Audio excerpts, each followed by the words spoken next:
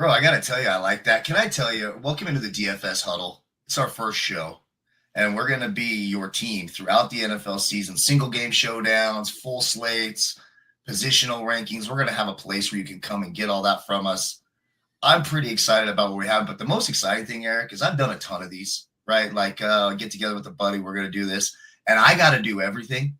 I got to tell you, I feel like I do nothing. You are the best. You've got plans. You've got everything. That's what I'm talking about, brother. Intro's great. It's great to see you, my friend. How you been?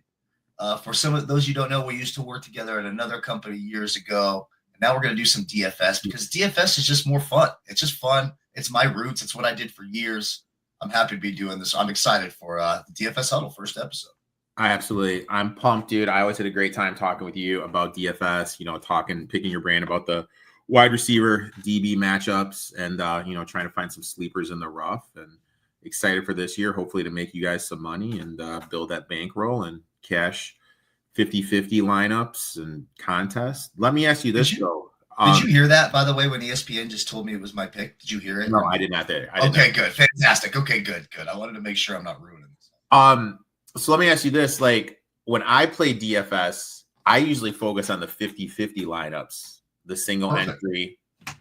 What's your strategy when you play?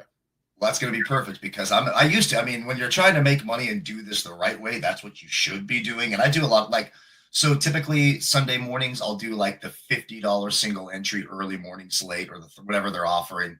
FanDuel. I can't play DraftKings in Oregon, so I do the FanDuel side. So you'll get to play the DraftKings side for us.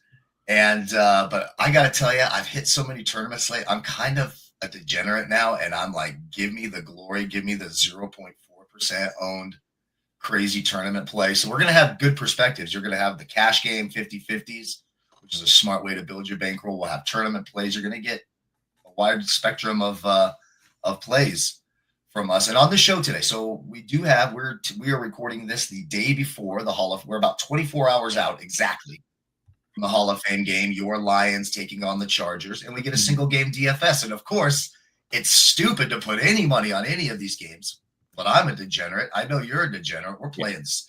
So I thought we would talk a little bit about the single game DFS strategy for the Hall of Fame game. And then this edition, we're going to be breaking down, because we're antsy. We want to get into football season.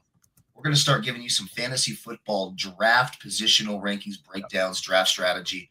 And we're going to talk tight ends today. So after we finish the DFS, we'll talk tight ends. What do we think about that? Single game DFS tomorrow. How excited are you for your Lions? Full transparency, dude. I'm down on them this year, man. Wow. I did my preview show on the NFC North.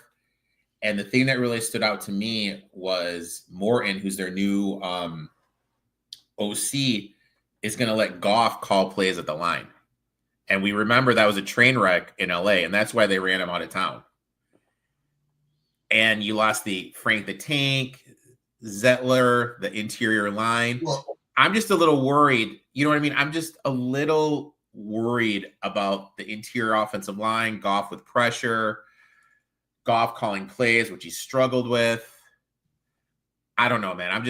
Maybe I'm a Debbie Downer. I get called negative all the time. But I'm just a little down on them. I don't think they make the playoffs, to be honest with you.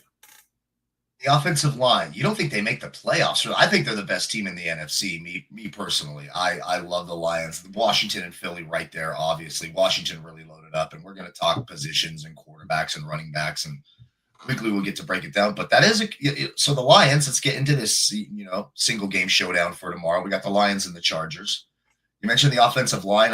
Losing Zeitler and losing Ragnow is going to be a problem for them, certainly. And this team is built on the interior, the offensive and defensive lines, where this whole thing started, right? This emergence of the Lions started.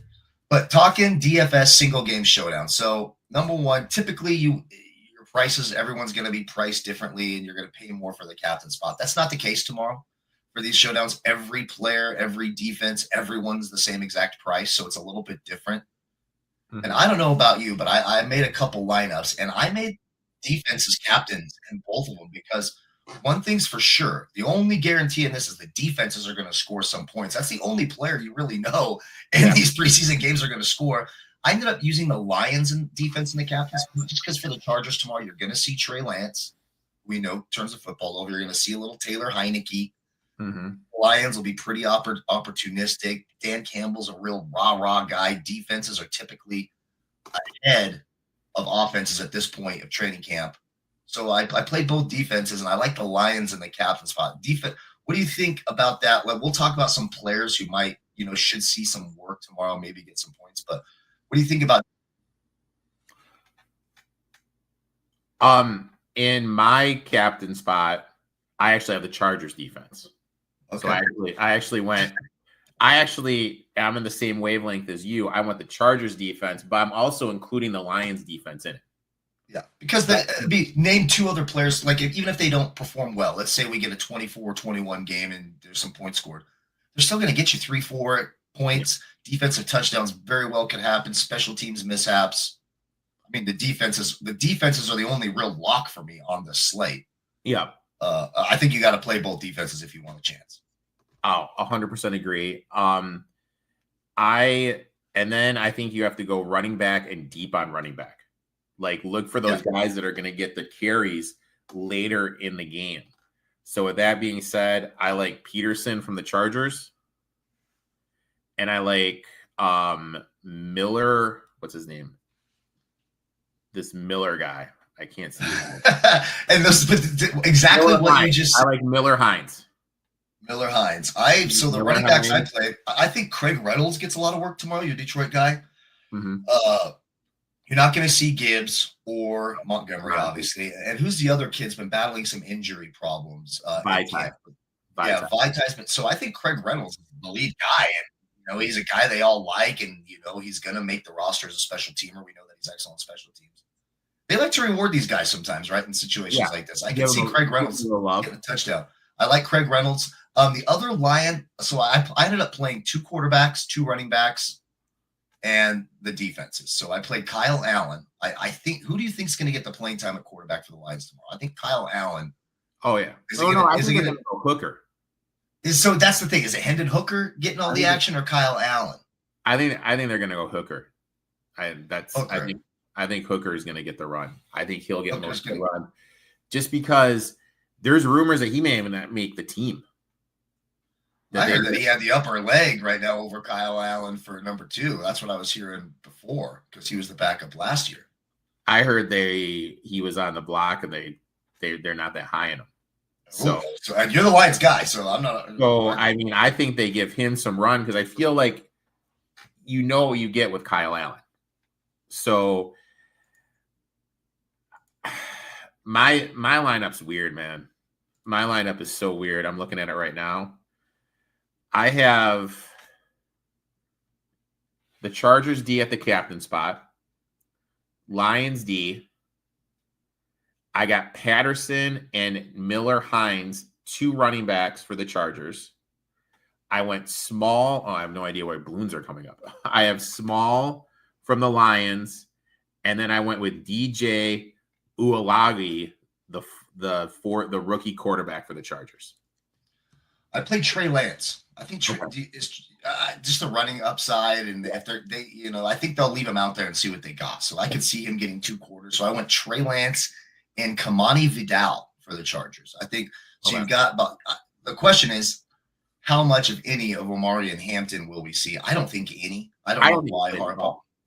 I don't think there's obviously no Najee Harris because of the little eye issue from fireworks. Yeah. So then Omari and Hampton, and then next on the depth charts, Hassan Haskins and Kamari Vidal. Mm-hmm. So I went Vidal, Craig Reynolds, Trey Lance, Kyle Allen, but I'm not sure about Allen. I wanted to get your take because if you think Herndon's going to get, or Hooker's going to get it, I think Hooker's going to get the run, dude. I think very interesting. Couple guys I wanted to ask you about who I think if the teams get in the red zone, I could see them trying to run a little red zone play for them. One is this rookie Tesla for the Lions. I think I could see them giving him a shot. Big guy. They want to see what he sort of does down there in the slot. And the other guy on the Charger side, Aronde Gadsden II. Aronde Gadsden's son's this hybrid wide receiver tight end they drafted. Of course, his dad, Aronde Gadsden, used to play for the Dolphins. I think the Cowboys a little bit. back in the NFL. Big kid. I could see them running a little fade to him in the red zone and trying to maybe see what they have there in a red zone package with those two guys. So maybe some honorable mention to Rondé Gadsden and the rookie Tesla from the Lions. What are you hearing about? Do you think he's going to play tomorrow, the rookie wide receiver they drafted? Everything coming out of camp from him is huge. They absolutely love this kid. That was the kid they reached for a little bit. They drafted way earlier. I think he is going to get some run, and I think toward the end of the season, he's going to be on the field a lot for them more than people realize. Because as much as everyone loves Jamison Williams, he doesn't have the full route tree. He's just more of a get and go type of guy. So I absolutely love him. I could see them trying to have him high point a ball, a little fade in the end zone. I absolutely love that.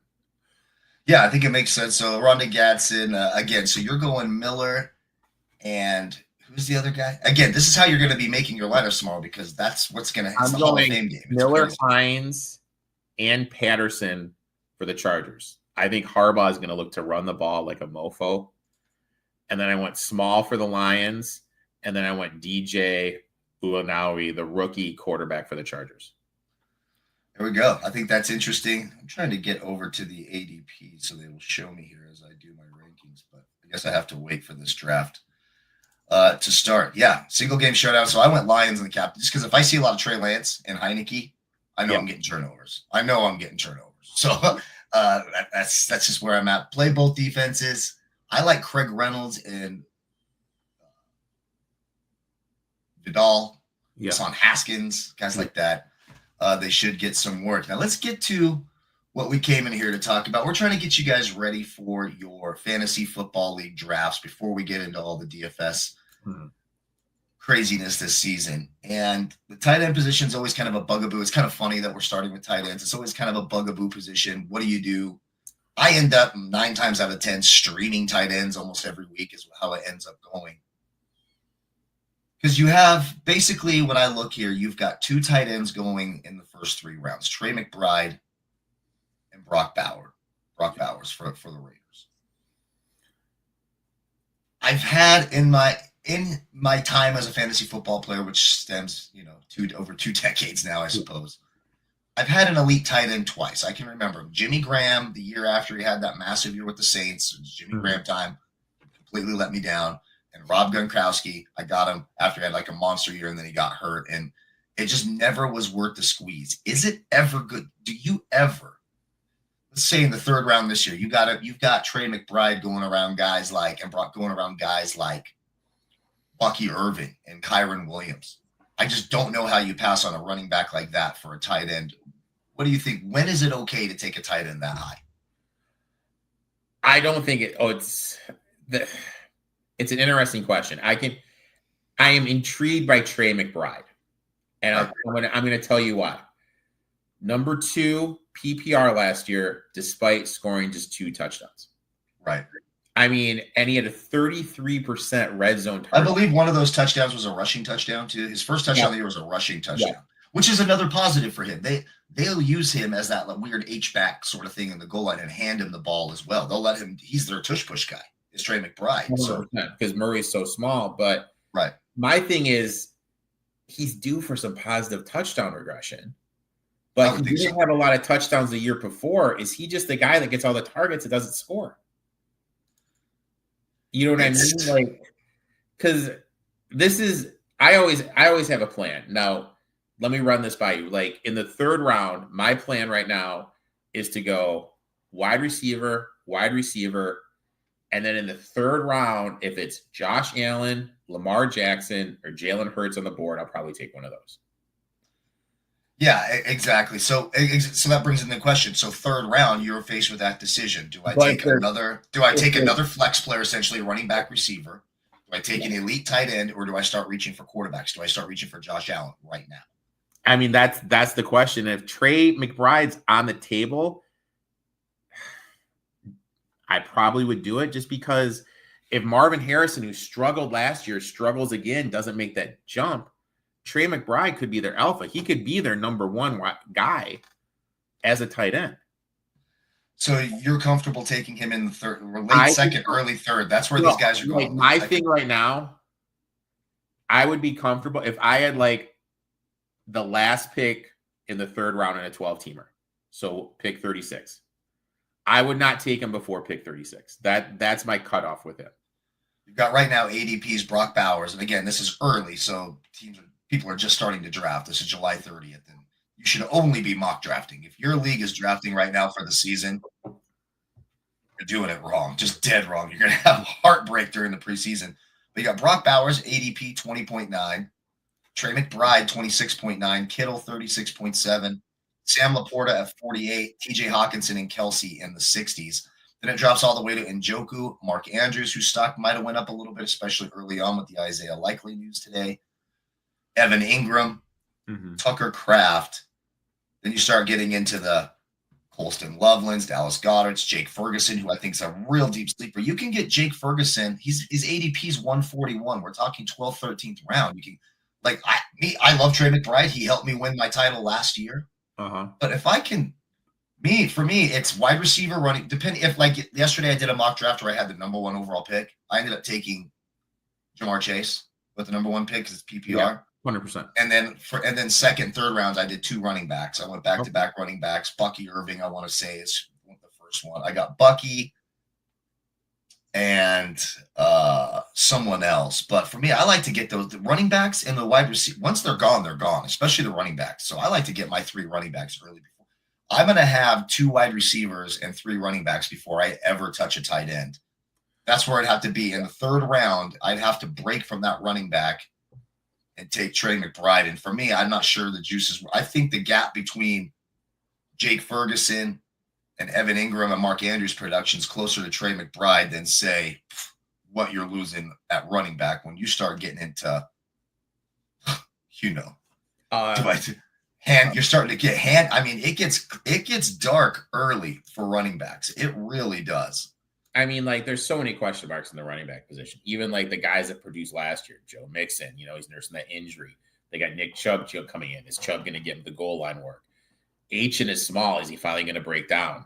You want to talk about Russian roulette, the Jacksonville Jaguars backfield. I mean, no one knows what the F is going on. I'll never touch it. I won't touch it. I just need Travis Etienne to tear his ACL, get the hell out of the way, and let Tank Bigsby go. I mean, that's what he's doing. Another guy. They drafted another guy who's being compared to Bucky Irvin. So who wants that? You have Bryce Hall playing for a contract. You got the kid Allen that they drafted, who they absolutely love. There's and James Cook may hold out. Ray Davis, I've loved since his Kentucky days. Million questions at running back. I'm out on Brock Bowers. Brock Bowers, I'm completely out on. And I was looking at stuff, and I just took the 32 starting quarterbacks. Geno Smith, bottom 3 in tight end share in his career. And Chip Kelly's offense, it doesn't scheme toward the tight ends. Right. Now, I know we're in this thing where tight ends line outside more, inside slot wide receiver. But to me, that's a big red flag. And you're mentioning inside the 20s for Brock Bowers.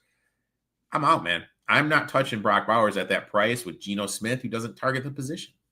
Another quarterback who historically doesn't target the position, Aaron Rodgers in Pittsburgh. Now, they have 2 tight ends ranked inside the ESPN top 20 right now. They have, or 25, excuse me, Pat Freiermuth and Jonnu Smith. Jonnu Smith coming off a career year with the Dolphins last year. Jonnu Smith's ADP, you're talking way down here. So, but I think that's another guy that I sort of avoid. Any guys here in the mid range that you really like? So Travis Kelce now you can get later. Look, Kelsey is not going to be this huge. He's not going to be tight end 1. They have 2 with Worthy, Rashee Rice coming back. Obviously, Hollywood Brown. They're loaded at wide receiver. I'm not sure. And Kelsey's just getting older. Yeah. For me, I would rather have Mark Andrews at 82 than Travis Kelce at 66. But then it's Evan Ingram, new place in Denver. We'll see how they use him over there. Tucker Kraft, Colston Loveland. But I think Jake Ferguson down there. Jake Ferguson, Jonnu Smith. The question is, do we even take a shot on Jonnu Smith with Freiermuth there, and Aaron Rodgers historically doesn't touch tight ends? I don't trust either one just because you don't know who's going to get the rock, even though they go 2 tight end sets. When I look at it, I have my list of tight ends I'm targeting. The first one, I think I'm going to be able to get Hawkins in the 6th or 7th. Yep. And, I know he's coming off a knee injury, but still posted an 18% target share last year. finished top 4 in PPR scoring 3 of the last 4 years. And we need to remember JJ McCarthy's there. And when he was at Michigan, he made Loveland, who is a draft pick of the Bears, and he leaned on the tight end heavily at Michigan, young quarterback. I think the gap between Addison and JJ and Justin Jefferson is huge. I think Hawk is going to be the number 2 wide receiver at the end of the day and the number 2 target producer in Minnesota. So I love Hawkinson. I'm out on Laporta. The other guy that I'm interested There's just too many mouths to feed in Detroit, right? It just gets too hard to get him the ball. So frustrating, Sam Laporta. And my notes on him, he played 85% of the snaps last year, 6th most in tight end, but his target share dipped from 21 to 17. And Ben Johnson is gone. Like, how is that going to look? Like, I know, like, everyone says Morton's going to run the same stuff, but he's not. He's never called plays, never designed plays. To me, that's just a big red flag. The guy that's really interested to me, and I want to get your take on it, Hunter Henry. From week 6 on, tight end 13 in PPR formats. When May played, averaged 6.5 targets and a 21% target share. Played 81% of the snaps, led the team in routes run. To me, that's just a steady guy who's going to get me in my formats if I wait for a tight end. That's baseline, 6 points a game, with he's going to get 4 games where he's going to score like probably 15 points. And like, for me, that's the consistency I want at the tight end position if I don't have one of the showtime guys, so to speak. Yeah, and right now, Hunter Henry's being drafted 162. He's being drafted after guys like Tyler Warren, the rookie for the Colts. Now, depending on who wins that quarterback, if it's Daniel Jones, I like Tyler Warren. He's one of my favorite college players. He reminds me of George Kittle. Love Tyler Warren. He's going after guys like Dalton Kincaid. Josh Allen just doesn't go to his tight ends. Dallas Goedert, Jake Ferguson. Hunter Henry could be interesting right down there with these guys, this block of guys who are going to see what Kyle Pitts. Is he ever going to figure it out? You've got guys like, you've got Okonkwo down there, who I think is kind of a sleeper. Pitts, Henry, Warren, Kincaid. Another reason why I'm just not drafting tight ends super, super high. Now, you mentioned Loveland. Now, Loveland's interesting to me because Bears draft him at 10. They're not gonna use that draft pick unless they had plans for him. And the thing with the Johnson offense is everything is in the middle of the field.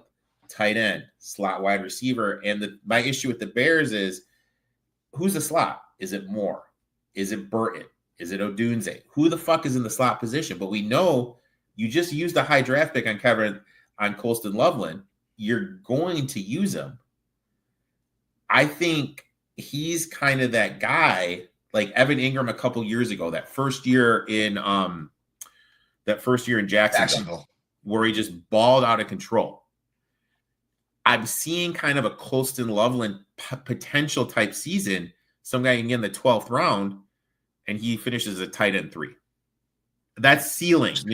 That potential's there. I'm not saying it's going to happen, but it wouldn't surprise me if it happened. I like that we're talking sleepers. Let's round out the tight ends. Let's talk some like deep sleepers. I got a couple guys I want to like deep sleepers maybe off of everyone's radar. You got anyone you're looking down there, maybe out of the top 25, bottom down there, someone no one's talking about? I have a rookie that I want to. Let's see if we have the same guy. I have a rookie, but mine is, I think a piece is going to be moved. Okay. Mine is because I think he's raw, but he's with a quarterback. You mentioned TJ Hawkinson last year. Seattle does not have a clear-cut tight end number 1. They drafted Elijah Arroyo in the 2nd round. Mm-hmm. He's going to compete with A.J. Barner for snaps, but this guy looks like he could sort of be a boom or bust way down the board. Someone's got to start for Seattle. They lost DK Metcalf. They lost Tyler Lockett. It's a whole new offense. I think Sam Darnold's going to want a tight end. A guy like Elijah Arroyo could be like a sleeper. He's not on anyone's radar. Just, this could be a guy you're streaming week 4, week 5, week 3 after we see things go like, oh, Elijah Arroyo here is getting this sort of a Okonkwo role for the Titans. This deep threat tight end comes in, can stretch the seams, not a lot of targets. I think Elijah Arroyo is a rookie sleeper just to kind of maybe keep an eye on in deeper formats or later on as a streaming option. I mean, that's a great call because we need to remember that, oh my God, I'm spacing on Kubiak is the offensive coordinator there. Kubiak tight connects to Shanahan. Shanahan features Kittle in that offense. So that's a great find by you. Absolutely love that. Mine is, I really think David Njoku gets traded. I really think that Njoku gets moved. And they drafted Harold Finan from Bowling Green, who set every record in the world there at Bowling Green, playing in the MAC, staying close to home. And he had 155 targets in college last year. He was a stud, dude. Like, and I think that's a guy, like, definitely in best ball leagues, for those doing those draft or best ball leagues, I think look to get to him. I think that's a deep sleeper. One guy I wanted to pick your head on who's not really a sleeper, but it's more of a team. Luke Musgrave and Tucker Kraft. Like, what the F do I do there? I want no part of it. I just don't want any part of the Packers passing game. In fact, I was going to say, we're changing the intro. Get Jordan Love out of here. You know, to me, they're going to exchange snaps so much. He's ranked number 10. ESPN. I would have Jake Ferguson ahead of him. I think Colson Loveland should be ranked ahead of him. Hunter Henry should maybe be ranked ahead of him. You mentioned Hunter Henry. That's a situation I just stay away from. Look, tight end's hard enough. It's hard enough to get production. Now I want to pick a tight end that's battling another guy for tight end shares. No, thank you. It's hard enough to get tight end shares. And then you mentioned Tyler Warren. One thing that was really interesting with Tyler Warren at Penn State was how they used him. Like, he lined up, he was like everywhere, like backfield. He even played quarterback, and it wasn't just the whatever it's called. Like, I'm spacing on the name. The Dolphins used to do it all the time, but like, he would actually step back and throw the ball. Like, are we going to see? Because Shinen, like, God, Shane, I can't even say his name. The Colts offensive coordinator is their coach. He's very creative with the offense. He's going to have some snaps, I think, where Warren lines up at the quarterback position. Sure. Now, the big $1 million sleeper that I'm going to ask you right now, if you're really going to get slimy, who's the best quarterback in New Orleans right now? Oh God, I mean, I guess they're going to take baby Mahomes. They're going to take that guy who would play Patrick Mahomes in the movie, Spencer Rattler. Like, if they made a movie of it was probably going to be that rookie Schaff, right? Garbage, just garbage. But my thing is this: if I look, I got Tyler Shaw, who I think sucks, who I think is absolute garbage. I got Spencer Rattler, who proved he was garbage. He literally looks like Mahomes. Have you seen him? Yeah. He looks like 100% Mahomes. Yeah. But I have Taysom fucking Hill coming back. Do they, you know what I mean? Do they say, you know what? Hey, he's our best quarterback. You can still get him at a tight end. He's working his way back from torn ACL is the problem. So what kind of Taysom Hill are we going to get? We're going to get the same running around Taysom Hill. You never know, dude. You know what I mean? Like, I know he's 35 years old. I know he's been playing for effing. Here's what Taysom Hill's going to be. He's going to be that annoying son of a bitch who you don't play him and he goes off for like 2 rushing touchdowns and 80 passing yards and it wins the DFS week and you're like, Taysom Hill. You know how many times I've said fuck Taysom Hill? 100,000. How many times I've had Alvin Kamara or Mark Ingram or something and fucking Taysom Hill, just it's frustrating. One guy I think is a deep sleeper. I want to get your opinion on the Miami Dolphins. We talked about Jonnu Smith had a massive year with the Dolphins last year. He leaves, goes to Pittsburgh. They bring in an unretiring Darren Waller, who they say is in great shape now, but not in football shape yet. But Darren Waller has legit upside in a pass-heavy offense, an explosive offense in Miami. We saw what Jonnu Smith did last year. If Darren Waller comes back and is, we've seen Darren Waller go off, that could be a massive boom for the Dolphins. Right now, his current ADP 167, so he's going 15th round, 16th round. He's ranked 22 in the ESPN top 25 for tight ends. I think Darren Waller is someone to keep an eye on. I think that's another great find from you, dude. I mean, like, they use the tight end a lot. Tua doesn't throw the ball down the field. God only knows what's going on with Tyreek Hill. He probably just had another child. What's that, baby number 12? Jalen Warren hasn't looked right. Achin is smaller than my calf muscle, who's probably going to get hurt. So I mean, I could definitely see them going after and using Darren Waller more. The guy I think that's interesting is if Tyler Shaw legitimately is the quarterback one in New Orleans, they literally just signed Juwan Johnson to a 3-year, $30 million contract with an $11 million signing bonus. You're not going to throw around that coin to somebody unless you are going to use them. It wouldn't surprise me. I mean, you got Chris Olave there. He's had more concussions than Tua. He could be hurt. They could trade him. Kamara could get moved. Kamara's over 30. You know what I mean? It's like, to me, Juwan Johnson's just kind of there. I mean, that's another guy you can probably get deep. And yeah, absolutely. He's gonna be a consistent guy. I absolutely love him. The other, what's going on? Mike Gesicki could be interesting too. Mike Gesicki will be a streaming flyer. He got on a roll for the Bengals, sort of got into that offense. You know, the Bengals are going to throw it a ton. Gesicki, a huge target. He'll get some red zone work. For me, there's just so many options. Guys, like I said, Waller, Gesicki. You brought up Hunter Henry, great find down on the list. Jake Ferguson, Mark Andrews, all these guys with ADPs way, way down in the draft. I just cannot see myself. I love Trey McBride. If I'm taking an elite tight end, Trey McBride would be my target. If I'm taking one of the early tight ends, he's my target. Trey McBride's the one. Yeah. I like him more than Kittle, more than Bowers, more than Laporta, certainly, and Hawkinson if we're doing top 5. But I'm really just focusing on, like, if I was to take 5 tight ends I'm focused on for the draft this year, it'd be Andrews. I'd start there. Jake Ferguson. I like the Hunter Henry.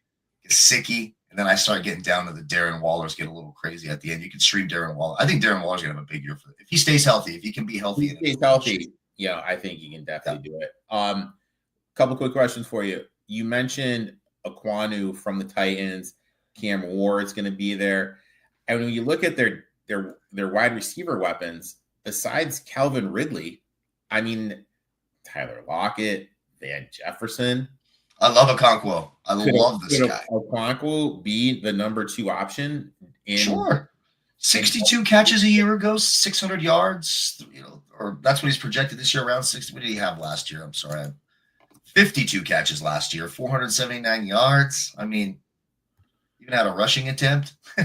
I think Okonkwo, the passing game should be better. The offense should be better. The team should be better. Certainly more serviceable than what we were seeing last year. Will Levis is awful. Mason Rudolph, awful. Now, another guy, and I don't know, maybe if this is just me, and you're out in the West Coast. Tyler Higbee. I mean, just hear me out, man. I get it. Devontae Adams is old as fuck, dude. He didn't look that great last year. Rodgers was just forcing him the fucking ball. I'm not the biggest Puka guy. Puka seems to get hurt a lot in my eyes. He's really good, but yeah. You got Kyron Williams, and then you got Tutu Atwater. I mean, could Tyler Higbee just kind of BS his way to a top 15 tight end? I mean, I used to stream Tyler Higbee every week. We'll see. I think Colby Parkinson's going to give him a little bit of run. I think did they draft a kid? Second round, they took Terrence Ferguson kid. So that he's a pass catching tight end. Oh yeah, from Oregon. Yeah, so maybe really good. Maybe they go. That might be the. I would wait and see on that one. You'll start streaming. Wait and see. Stafford likes his tight ends and those crunch moments. I would wait and see, but he could be another streaming option. Keep on if you're in dynasty leagues, these are sort of guys you draft in your dynasty leagues. And you know who we haven't mentioned? Dallas Goedert. Yeah, like we've gone all this way talking tight ends, and we have yet to mention Dallas Goedert, which Mr. Consistency. You know what you're going to get with him. It's an interesting position. And I mean, I think you kind of hit the nail on the head. You kind of have to either say, hey, you know what? I'm going to go get a Brower or a McBride early, or I'm just going to say, you know what? I'm going to wait. I'm going to take a shot, try to get Hawk in the 8th. Or I'm just going to go. When you're drafting here, if you're thinking of going early when you're waiting to pull the trigger, and a lot of guys wait until other guys start doing it, then it's a run. It's a run on tight ends in the draft. But early, it's not going to be that way. So you got to really look at it. You're going to be at like pick 28, 29, 30. McBride and Bowers will be there, and your decision's going to be, hey, am I taking, a guy like, here, let me pull it up. Am I taking a guy like we talked about before, Bucky Irving? Am I taking a guy like, T. Higgins might be around in that area, a guy like Devontae Adams or Tyreek Hill, Jackson Smith and Jigba, who we didn't mention we're talking Seattle, or do I want Trey? Is the gap between who I can get next at this position if I skip over worth it? You want to sort of measure the gap. So, hey, if I don't take McBride now, I'm not drafting a tight end until round 7. I'm going to probably get a guy like Mark Andrews, Evan Ingram. Is that gap between McBride and Ingram bigger than the gap between your wide receiver, running back options? You really got to take stake in that. Trust your own projections. I wouldn't trust ESPN projections. Make your own projections when you do that. But that's really going to be the question. I don't have the right answer. Either way, you could probably be successful. But tight end's an injury-prone position. It's a physical position. You draft a tight end in the first 3 rounds. His replacement's not going to give you top 3-round production. Whereas at running back, wide receiver, typically the handcuff of the player that you would take there will get you that production. So that's why I typically wait, but that's the question you got to ask yourself. I typically 10th round. I'm a 10th round type of guy. Right. Like for me, my big thing is when I enter these drafts is I have a plan. And like kind of like right now, and my drafts aren't until September, like beginning of September, end of August. Yeah. Right now, I think I want to go wide receiver, then look to either go Allen or get some running backs. That's what I want to do, just because to me, you got Jamar Chase with the first pick in your mock draft. If you get Chase, that's a home run pick. But if you go Chase and AJ Brown, that's a pretty solid 1-2 duo. So I don't know. That's kind of where I am. But then again, if it's standard scoring,